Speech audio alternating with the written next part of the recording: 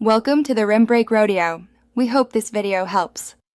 You start by locking down exactly what you will register: code, art, music, scripts, and story. Once done, collect proof, source files, git commits, export timestamps, invoices, and early builds, because evidence speeds registration and defends ownership. Make sure to clarify who owns what, you, partners, or contractors, and note any work for hire agreements.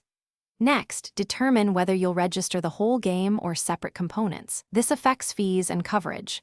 Gather clear metadata, titles, release dates, and contributor names. Now you prepare the application itself.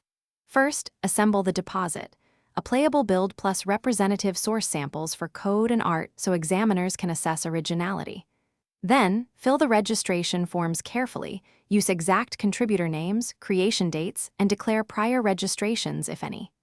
Once filled, upload files according to acceptable formats and pay the fee.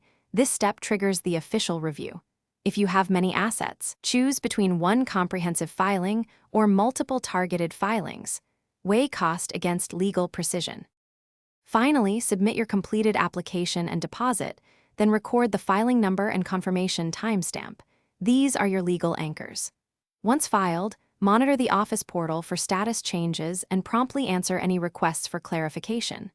Make sure to archive everything: correspondence, payment receipts, and proof of published dates.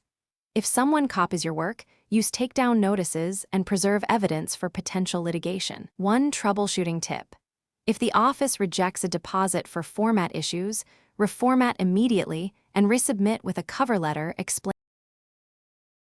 Thanks for watching. Consider subscribing if we helped you.